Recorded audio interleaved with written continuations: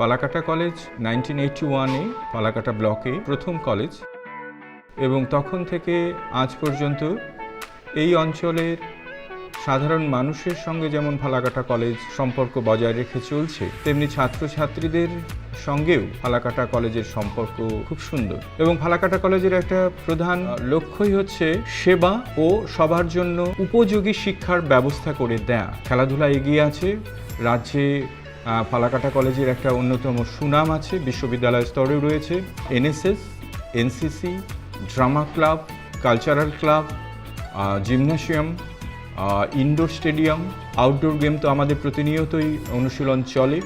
বর্তমানে কলেজে বিজ্ঞান এবং কলা এই দুটো বিভাগেরই অধ্যয়ন চলছে। এখানে শিক্ষাদান আনন্দের সঙ্গে হয়, আমরা সবাই হাসতে হাসতে আনন্দের সঙ্গে শিক্ষাও গ্রহণ করি, সংস্কৃতিতেও সংযুক্ত থাকি। তবে শুধু ভালো বললেই নয়, ভালো বললেই হবে না, কিছু আমাদের সমস্যাও আছে। যেমন এখনও আমরা লাইব্রেরিতে আমাদের যথেষ্ট বইপত্র আছে, আমরা চাই আরও কিছু বই, আরও ক্লাসরুম, আরও ছাত্রদের জন্য আরও সুবিধের যদি আমরা করে দিতে পারতাম, ওদের আরও ভালো লাগতো, ওরা আরও বেশি পরিমাণে কলেজে ক্লাসে যোগ দিতে পারত।